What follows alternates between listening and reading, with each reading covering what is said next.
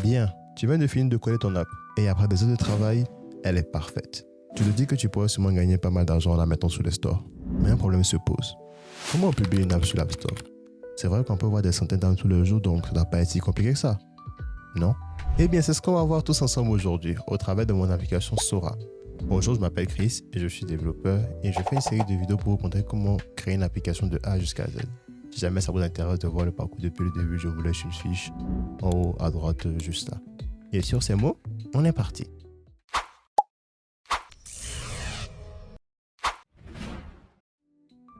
Bien, passons par quelques prérequis. D'abord, vous aurez besoin d'un MacBook et cela afin de pouvoir accéder au logiciel dédié d'Apple nommé Xcode qui permettra de transformer votre code dans un format qui pourra ensuite être publié sur l'App Store. Il y a plusieurs MacBooks disponibles actuellement, mais moi je vous conseillerais du coup le M1. Il est un peu vieux, mais il fait toujours très bien le taf. Ensuite, vous aurez besoin d'un compte Apple. Normalement, rien de plus simple. Une fois que vous êtes sur vos appareils, il vous suffit de suivre rapidement le processus et c'est fait. Je vous laisse un lien en description pour pouvoir voir comment ça se passe. Il y aura aussi la double notification activée. Normalement, elle est déjà activée par défaut si vous avez créé votre compte. Mais si jamais vous pouvez aller vérifier sur la page, toujours je vous donne un lien en description pour pouvoir voir. Ensuite, il reste le compte développeur. Et c'est sur ce point-là que ça va sûrement piquer. Parce que si vous avez acheté le MacBook, donc sûrement à plusieurs centaines d'euros, il reste encore le compte développeur qui va vous coûter 99 € par an. Ouais, je sais. Personnellement, mon portefeuille me sonne toujours pas remis de ça. Et si tout ceci n'a pas suffi à vous faire fuir, eh bien, prenez notre carte de crédit les amis et allons-y pour aller créer ce compte. Bien, pour commencer, on va se rendre sur ce lien. Et une fois là, il faudra qu'on accepte les conditions d'Apple. Ça, c'est le classique. Ensuite, on nous laisse la possibilité de customiser notre profil public. Si jamais ça vous chauffe, vous pouvez le faire, mais ce n'est pas nécessaire. On continue sur la page web, oui. Et ici, il faudra qu'on remplisse nos informations personnelles. Il faut que vous fassiez attention à ce qu'elles soient exactes, bien écrites et tout, parce qu'il pourrait y avoir des vérifications de vos pièces d'identité, etc. Il faut bien garder ça en tête. Moi, je vais mettre des trucs comme ça juste pour test, mais si jamais, voilà, c'est pas à refaire. Pour le type de compte, dans mon cas, c'est un compte perso. Mais si jamais vous devez utiliser un compte pour une entreprise, vous préférez peut-être prendre du coup le type entreprise, mais ça vous coûtera sûrement plus cher et avec d'autres avantages. Ensuite, on peut confirmer notre achat. On valide bien que c'est nous connectons. Et maintenant, il ne reste plus qu'à rentrer nos informations bancaires. Une fois qu'on aura tout payé, vous recevrez dans peu de temps le mail de confirmation que vous avez bien pu activer votre compte. Bravo, maintenant vous avez votre compte développeur, youpi! Et on va pouvoir maintenant rentrer dans le dur du sujet. Bien, maintenant que vous avez votre compte, vous êtes prêt maintenant à ce qu'on puisse mettre en place toute la configuration nécessaire. Moi, je vais commencer par iOS, puis on va déployer et ensuite terminer par macOS. Je précise aussi que mon application, je l'ai créée avec Flutter, donc la configuration sera surtout axée sur ce framework en particulier, mais je vous invite à consulter la documentation respective de vos différents outils pour pouvoir voir comment ça se passe. Moi, je mettrai bien sûr des liens en description par rapport à Flutter, tout ce qu'il faut consulter. Bien, sur ces mots, on est parti. D'abord, on va se rendre sur la page principale de gestion de notre compte développeur. Ensuite, il faudra qu'on crée un identifiant pour notre application. Celui-ci devra être unique. On va dans la partie identifiant, puis sur le plus pour créer. On fait bien attention à ce que ça soit App ID qui soit sélectionné. Et pour le type, ça sera App. Pour la description, vous faites comme vous le sentez. Moi, ça sera Waiver App pour le distinguer des autres. Et au niveau du bundle ID, on peut rentrer notre identifiant. Moi, j'ai choisi com.dazo.sora-waiver. On vérifie bien que explicite est sélectionné. Ensuite, il faut qu'on choisisse les services d'Apple qui seront utilisés par l'application. Et dans ce cas-là, ça dépend de vous. Moi, j'utilise aucun service, donc je coche rien, je passe à la suite. Bien, maintenant, il faut qu'on crée notre application sur la plateforme. Et pour cela, on va dans la partie App, toujours sur le petit plus pour créer. Et là, on va choisir les plateformes d'Apple qu'on va supporter. Moi, ça sera à la fois macOS et iOS. Et pour le nom, ça sera Sora. La langue principale sera bien sûr le français. Et pour l'identifiant de l'eau, on peut choisir un identifiant parmi ceux qu'on a créés précédemment. Par rapport à UGS, de ce que j'ai compris, c'est un identifiant pour que notre app soit utilisée dans un cadre privé, donc sûrement pour les tests en interne. Moi, j'aurais mis simplement le même identifiant. Et pour l'accès utilisateur, on choisit complet, afin que notre application soit déployée publiquement pour tous. Bien, il nous reste encore des trucs à voir au niveau de la plateforme, mais on va passer côté Xcode pour régler quelques trucs. Si jamais vous n'avez pas Xcode, d'ailleurs, vous pouvez l'installer via l'App Store. Je vous mets un lien en description pour cela. Une fois que vous l'avez installé, il faut qu'on ouvre notre projet Flutter dans le logiciel. Pour cela, on va à la racine du projet dans le terminal et on va faire Open iOS runner.py. XC Workspace. On va ensuite se rendre dans Runner, puis Général, et là on va remplir le formulaire. Display name pour le nom de l'application, dans mon cas ça sera Sora. Identifier notre application qui sera toujours le même qu'on a défini précédemment. Et ça c'est le plus important. Mais aussi vous pouvez remplir les parties comme la catégorie de l'application. Dans mon cas c'est Weather pour la météo. Ensuite pour la version, je mets la version et le numéro de but. Et maintenant on passe à Signing Capabilities. Un point important quand on fait une application, c'est d'avoir la capacité de certifier que cette application elle vient bien de nous et pas d'un tiers malicieux qui cherchera à tromper nos utilisateurs. C'est pour cela que notre application elle doit être signée. Et cela, ça peut se faire manuellement comme automatiquement. Moi, je laisse en automatique, comme ça Apple gère tout. L'application est signée et normalement, il n'y a personne qui peut se faire passer pour moi. Maintenant, on va aller dans Build Settings. Vous allez devoir faire attention à ce que le feed du coup all soit coché pour pouvoir voir toutes les options. Ensuite, vous allez vous balader, vous cherchez la partie Deployment et là, on va chercher iOS Deployment Target. Vérifiez si la version minimum que vous souhaitez supporter correspond bien à celle qui est affichée là. Et si jamais vous souhaitez la modifier, vous devez aussi modifier le fichier App Framework Info Playlist qui se trouve dans le dossier Flutter dans le dossier iOS. Et vous allez checker la partie minimum OS version pour ça. Vous allez dans minimum OS version et là vous modifiez. Et une fois que vous avez fini, vraiment c'est bon. Ensuite, on va s'occuper de l'icône de l'application. On va vérifier si tout a bien été configuré. Pour cela, on va aller toujours dans le dossier Runner et ensuite dans Assets. Et là, comme vous pouvez le voir, l'icône de mon application est déjà configurée.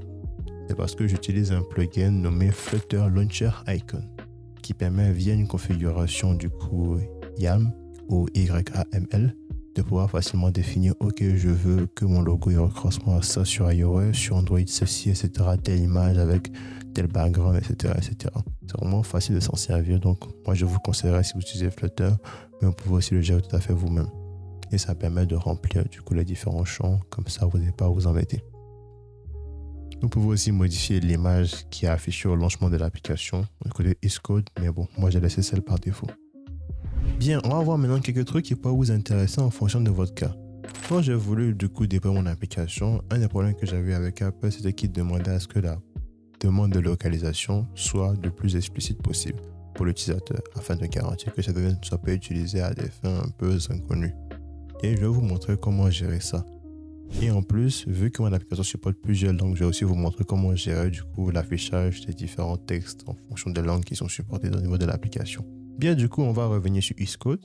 Et là, dans Runner, mais plus précisément, on va dans Project, puis Runner. Et ici, dans Localisation, on peut ajouter les langues qui nous intéressent.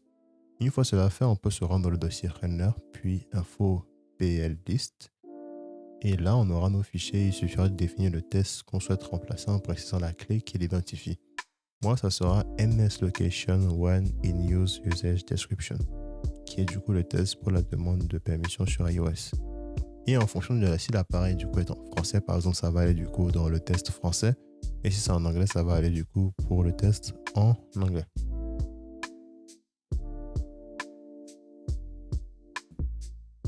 Ensuite, il faut voir le volet chiffrement. Parce que à chaque fois qu'on va chercher à déployer, Apple va nous demander à chaque fois si notre application utilise un procédé de chiffrement, comme par exemple ce que fait WhatsApp avec ses messages. Moi, je m'en sers pas, donc c'est un peu chiant de répondre à chaque fois non, et cela à chaque mise à jour. Mais on peut régler ce problème en allant dans notre fichier info PLList qui se trouve dans le dossier Runner, dans le dossier iOS. Et là, on va ajouter ce petit bout de test pour répondre automatiquement à notre place.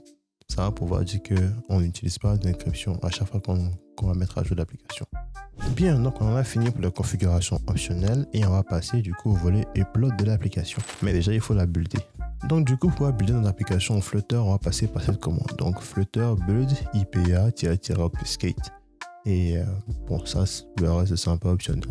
L'option obfuscate est surtout là pour pouvoir rendre le code plus difficile d'accès via le binaire. Pour ceux qui font du reverse engineering, c'est souvent des problématiques qui sont assez embêtantes de facilement pouvoir retrouver le code source. Bon, ici, dans mon cas, c'est pas important, mais bon, si jamais vous avez besoin, vous pouvez rajouter cette option-là. Une fois que notre archive a été buildé, on va pouvoir maintenant passer sur Apple Transport. Si jamais vous ne l'avez pas installé, vous pouvez aller sur l'App Store et l'installer. Il y a permis de pouvoir ouvrir notre application sur du coup la plateforme d'Apple. On va le lancer, puis on va se connecter. Ensuite, il suffira de prendre l'archive buildé et le drag and drop. Et là, maintenant, on peut lancer une vérification par précaution. Et si tout est bon, on passe à la distribution. On va attendre que ça charge. Et une fois que c'est bon, on va sur le lien. Et là, on pourra voir que notre application a bien été upload sur la plateforme d'Apple. Et là, vous aurez potentiellement le formulaire vous demandant d'utiliser le procédé de chiffrement. Et si vous n'avez pas suivi la configuration optionnelle dont j'ai parlé précédemment. Mais voilà, maintenant votre application est prête à utiliser pour le déploiement. Et là, il nous reste encore pas mal de trucs à remplir, différents formulaires, la paperasse surtout, pour pouvoir dire du coup à quoi correspond notre application, quelles sont les différentes informations, les descriptions, les screenshots, etc. etc. Donc, on va essayer de s'occuper de tout ça. Restez avec moi. Allez, on continue. D'abord, on va aller dans la partie information de l'application. Ici, on va choisir un sous-titre pour notre application. Vous pouvez prendre ce que vous voulez, c'est juste pour pouvoir décrire votre application en quelques mots. Pour la catégorie, moi, je prends météo. Ensuite, pour pouvoir déterminer la tranche d'âge de l'application, on va répondre à quelques questions. Il faut ensuite qu'on précise qu'on n'utilise pas du contenu tiers dans la partie droit relatif au contenu. Mais si c'est votre cas, vous devez répondre du coup oui. Évidemment. Bien, du coup, pour l'app iOS, il faut qu'on prépare une fiche pour l'application. Il faut qu'on ait un test promotionnel, une description, ensuite des mots-clés, la version de l'application, le copyright et ce que notre but. Et concernant ce point, si vous avez bien suivi la partie sur l'upload d'Achille, il devrait être disponible pour pouvoir être choisi. Bien, maintenant on arrive à la partie information nécessaire pour la vérification. Et ici, il faut qu'on donne du coup à Apple tout ce dont ils ont besoin pour pouvoir vérifier notre application. Et par exemple, il faut un compte pour se connecter et utiliser l'application. Du coup, il faut qu'on crée un compte spécifiquement afin qu'ils puissent tout tester et qu'on leur donne les identifiants. Moi, c'est pas mon cas, donc je mets connexion non requise. Voilà, je décoche, c'est parti. Et là, il faut que je fournisse mes coordonnées afin que je puisse être contacté en cas de problème. Aussi, je vais préciser que la localisation doit être activée dans la partie remarque. Bien, ensuite, maintenant, les screenshots. Il faut que vous puissiez prendre des screenshots à la fois d'un iPhone et d'un iPad. Pour cela, vous pouvez tout à fait vous servir d'un appareil virtuel que vous avez du coup lancé et à partir de là, vous faire vos différents screenshots et les importer. Ensuite, il faut qu'on ait un lien qu'on puisse donner à nos utilisateurs afin de pouvoir du coup nous contacter en cas de problème. Moi, je mets ce lien-là et ensuite, on passe à la suite. Bien, pour la partie confidentialité, ici on va devoir du coup expliquer comment on va gérer les différents données utilisateurs, comment ils seront manipulés et comment on peut permettre aux gens de pouvoir les supprimer si jamais ils en ressentent du coup le besoin. Il faut qu'on fournisse un lien vers une page web qui affiche du coup toutes ces politiques de confidentialité. Moi j'ai déjà préparé cette page en amont, vous la verrez sûrement du coup au niveau de la vidéo et du coup il nous suffit juste de mettre le lien et normalement c'est bon. Bien, pour la partie monétisation et disponibilité. Ici, il faut qu'on décide du prix de notre application. Moi, comme agent de base, je prends du coup la France, mais vous pouvez choisir ce qui vous convient. Comme mon application est gratuite, je mets 0€. Et ensuite, pour la disponibilité, vous pouvez choisir spécifiquement les endroits où vous voulez que votre application soit disponible. Moi, je choisis partout. Ah oui, d'ailleurs, un petit détail. Au niveau de la disponibilité dans l'Union européenne, il peut y avoir quelques problèmes. Moi, par exemple, j'ai eu des soucis parce qu'il fallait que je clarifie mon statut. Sans rapport avec les nouvelles régulations, de ce que j'ai compris, il y a des points particuliers qui sont demandés aux personnes qui ont un statut de commerçant. Donc, si vous faites une application à but commercial, de ce que j'ai compris. Et on doit juste préciser qu'on ne l'est pas si jamais notre application n'est pas à but commercial, comme c'est dans mon cas. Donc, j'ai juste dit qu'effectivement, voilà, je n'ai pas le statut de commerçant, donc moi, ça ne me concerne pas. Et une fois que ceci a été réglé, mon application à but du coup est disponible au niveau de l'Union européenne. Bien, mais ça serait bien de pouvoir tester notre application pour voir si depuis la fin d'Apple, tout a bien été reçu, tout fonctionne bien, etc. Et pour cela, je vais vous montrer. On va aller dans la partie Test Flight et là, on va créer un test interne. Un test interne, c'est ce qui pourrait correspondre à une alpha en fait, d'un logiciel. L'alpha, en général, c'est une version du coup qui a été faite et que du coup, on teste en interne, voir si tout fonctionne bien, en général. Mais il y a aussi ce qu'on appelle des tests du coup en externe. Et là, c'est plus ce qu'on pourrait peut-être appeler une bêta. Où là, c'est une bêta qui est ouverte. Et là, les personnes extérieures du coup à l'équipe peuvent tester l'application et on peut recevoir des retours. Pour l'instant, on ne peut que faire un test interne. Mais une fois que vous aurez fait le premier test interne, Apple vous permettra de pouvoir faire des tests externes. Mais ils ont du coup l'avantage de pouvoir permettre à d'autres personnes hors de votre équipe de tester. Mais Apple va devoir du coup valider à chaque soumission de l'application que du coup il n'y a pas de problème. Donc ça prendra peut-être un peu plus de temps à être validé. Donc pour un test interne, on va sur test interne et là on va cliquer sur le petit plus. Et là on va choisir du coup un nom. Ensuite on pourra ajouter un testeur en faisant plus à côté de testeur. Et là on voit qu'on peut acheter notre propre compte. Mais pour acheter d'autres testeurs, il faudra le faire en allant dans utilisateur et accès. Bon, ok les gars, point important que j'avais pas réglé dans mon enregistrement d'avant, c'est comment on ajoute des testeurs. Parce que quand je vous ai montré, on ne peut ajouter des testeurs que genre il y avait que toi, ton propre compte. Donc c'était pas très intéressant. Mais si vous voulez ajouter d'autres testeurs en interne, alors pour cela, il faudra que vous ajoutiez des utilisateurs à votre compte développeur Apple. Je pensais que ce n'était pas possible, mais apparemment c'est possible. En fait, quand on va dans utilisateur et accès, vous verrez que là, on peut ajouter des personnes. Et les testeurs en interne, ce sont par exemple des personnes de notre équipe, des développeurs, des gars du marketing, etc. etc. Donc, généralement, vous voudrez les ajouter en tant que testeurs. Par exemple, je peux dire Jake, Paul, voilà, vous mettez leur mail d'Apple, sinon ça ne marchera pas évidemment. Vous mettez leur mail, voilà. En tout cas, je crois que ça doit être le mail d'Apple, ouais, sinon ça ne marchera pas. Et par exemple, pour un testeur, vous pouvez dire par exemple qu'il a son rôle de développeur. Mais en tout cas, c'est censé être une personne de notre équipe en interne, donc c'est ça une personne qui a un rôle autre que juste tester, tu vois. Il n'y a pas juste le rôle testeur, malheureusement. Je crois que pour cela, il faudrait plutôt un test externe. Donc là, vous pouvez les autorisations, évidemment, ça passe ça. Ensuite, on fait suivant et on décide de l'application auquel il aura accès. Et après, on peut l'inviter. Comme j'ai déjà invité quelqu'un ici. Donc, avec ça, ensuite, vous pourrez le voir comme précédemment, je vais montrer ici pour l'ajouter, tout simplement. Ainsi, vous pouvez ajouter un autre testeur et celui-ci recevra le mail pour accéder à ce test-là à l'application. Voilà, c'est un peu tout. Une fois avoir validé, maintenant on va recevoir un mail avec un lien pour accéder à l'application depuis TestFlight. C'est une autre app que vous allez devoir du coup installer depuis l'App Store. Et vu qu'ici on cherche à tester côté iPhone, on va du coup installer TestFlight sur notre iPhone. Une fois qu'on l'a installé, on va cliquer sur le lien qu'on a reçu par mail. Et là, comme on peut le voir, on a l'application qui est disponible à l'installation. On peut maintenant l'ouvrir et la manipuler. On voit que tout se passe bien, donc c'est assez bon signe pour la suite. D'ailleurs, maintenant je le précise, mais il n'est pas obligatoire d'effectuer un test en interne, contrairement aux autres plateformes comme Play Store qui obligent de faire un test d'au moins 2 semaines. Côté Apple, vous pouvez directement passer à la phase déploiement. Juste, il faudra attendre d'avoir le feu vert d'Apple pour que ça puisse du coup commencer à être déployé. Bien, maintenant qu'on a fait tout ça, on a rempli les formulaires, tout ce qu'il faut remplir, on va pouvoir passer à la partie vérification. Une fois qu'on appuie dessus, on nous demande aussi si on veut la soumettre, donc on la soumet et maintenant il ne reste plus qu'à attendre. Et au bout d'un certain temps, vous allez recevoir une réponse qui peut être du coup positive comme négative. Moi, dans mon cas, ça a été du coup négatif parce qu'il y avait le test de permission à corriger ainsi que de souligner la description qu'il fallait retirer un truc qui était un peu inutile. Et après ça, du coup, mon application a été acceptée. Vous pouvez y accéder du coup sur l'App Store. Je vous laisse aussi un lien en description si jamais ça vous intéresse. Et maintenant, on est parti pour le déploiement côté macOS. Bien, donc on va s'occuper du déploiement côté Mac. Et pour cela, je ne vais pas forcément répéter tout ce que j'ai dit du coup côté déjà iOS qui sont du coup pareils avec le déploiement côté Mac. Je vous dirai à ce moment-là à quelle partie vous devez vous reporter pour pouvoir continuer à avancer. Donc, let's go. Donc, tout comme on a vu côté iOS, il faut qu'on ajoute un identifiant pour votre application Mac. Moi, je veux que Sora du coup soit sur le même identifiant que l'application iOS. Donc, à ce niveau-là, du coup, il n'y a rien à faire. Mais si vous voulez un autre identifiant, vous pouvez tout à fait du coup le faire. Ensuite, il faut créer l'application. Moi, je l'ai déjà fait vu que j'ai dit que mon application va du coup supporter à la fois iOS et Mac. Mais si du coup vous voulez faire une application à part, vous pouvez le faire. Vous mettez l'application sur l'identifiant, vous remplissez le formulaire tout comme on l'a fait côté iOS. Ensuite, on a la configuration côté Xcode. Et là, si vous ne l'avez pas installé, du coup, vous devez du coup passer à l'installer. Voilà, c'est Xcode. Et là, il va falloir ouvrir le projet Flutter, mais cette fois-ci depuis le dossier macOS. Donc, ça sera open macOS/runner.xc workspace. Et là, toujours dans Runner, puis dans Général, on va remplir le formulaire. Le display name qui correspond au nom de l'application, donc Sora. Bundle identifier, l'identifiant de l'application du coup qu'on a choisi pour macOS.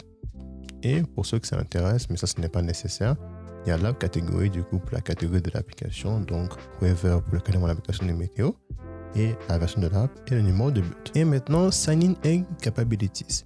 Ici, même principe que côté iOS et application en général, il faut qu'on puisse signer l'application afin de pouvoir certifier qu'elle vient bien de nous et pas d'un tiers qui a publié notre application et qui se fait passer pour nous. Donc, avec ça, on va pouvoir gérer. Donc ici, on laisse toujours en automatique. Et pour le volet Teams, il faut qu'on choisisse du coup un compte dans la liste. Si celui-ci n'est pas enregistré, vous pouvez toujours l'ajouter. Par contre, un point particulier de déploiement côté iOS, c'est Sign-in Certificate. il faut le mettre sur développement et pas l'autre option. Sinon, ce ne sera pas possible d'envoyer plus tard notre archive. Le processus est donc sur ce point un peu différent de ce qu'on a pu voir côté iOS. Ensuite, on va dans Build Settings. Et là, il faut toujours choisir le filtre All pour voir toutes les options. Ensuite, on va dans la partie Deployment et on va chercher macOS Deployment Target. Et ici, on vérifie que c'est bien la version minimum qu'on supportée. Et si jamais vous avez besoin de modifier, pas besoin de modifier un fichier particulier cette fois. Vous pouvez juste modifier et continuer. Par rapport à l'icône, c'est toujours pareil. Tout comme côté iOS, moi, j'ai utilisé du coup le package Flutter Launcher Icon et j'ai pu générer directement l'icône côté iOS et macOS. Mais si jamais vous ne voulez pas faire, du coup, vous allez devoir gérer cette partie-là et mettre les différentes icônes. Et par rapport à l'image de lancement, j'ai toujours laissé celle par défaut. Ensuite, la modification des fichiers de configuration. Ici, côté macOS, il faut qu'on modifie un peu nos fichiers de configuration. Vous devez préciser quelques informations. Donc, vous allez aller sur le fichier appinfo.xcconfig qui se trouve dans macOS, puis dossier runner et config. Et là, vous allez modifier product name pour mettre le nom de l'app, product copyright pour mettre du coup le copyright de l'application et product button identifier qui correspond du coup à l'identifiant de l'application tel qu'on l'a défini précédemment. Et là, tout simplement, vous faites ça et c'est bon. Bien, pour la configuration optionnelle côté macOS, c'est la même chose que nous avons vu côté iOS, sauf que tout se fera dans le dossier macOS, évidemment. Et concernant la clé de traduction, ça sera plus MS location when you use usage description, ça sera MS location usage description, tout simplement. Et là, vous remplacez le test et voilà, la traduction sera faite.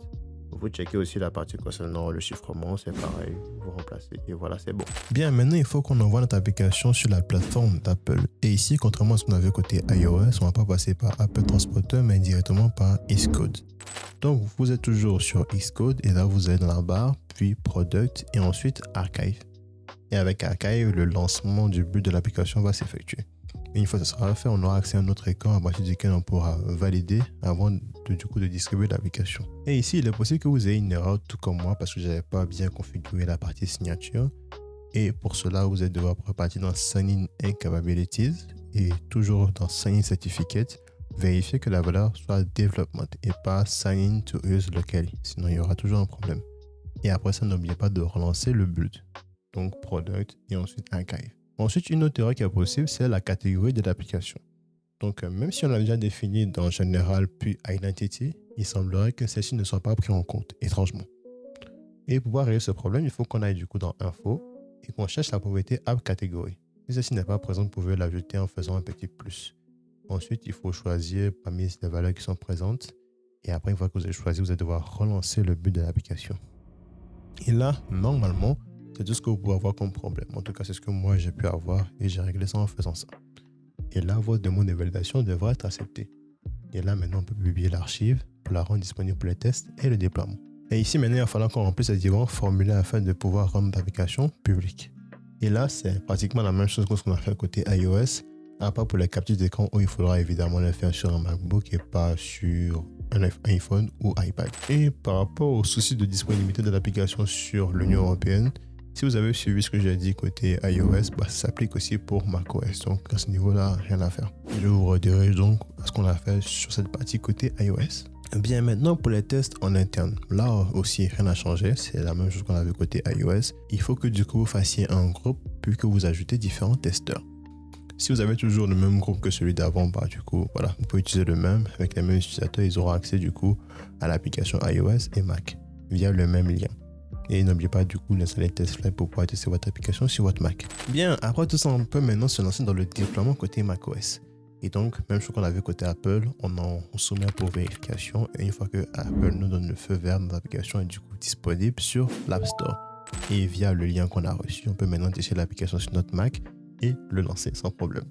Moi, du coup, j'ai pu le faire, donc toujours le même lien que vous pouvez consulter pour pouvoir tester Sora si jamais ça vous intéresse. Bon, ce fut long, mais on y est arrivé. Du coup, on a pu gérer le déploiement côté Apple avec iOS et macOS. N'hésitez pas à me dire en commentaire ce que vous avez pensé de cette vidéo. Et on se retrouve bientôt pour voir le déploiement côté Microsoft Store. Je vous montre ça et après, on passera sur la configuration d'un déploiement en automatique. Allez, merci de m'avoir suivi et on se dit à toutes. Tazou, out!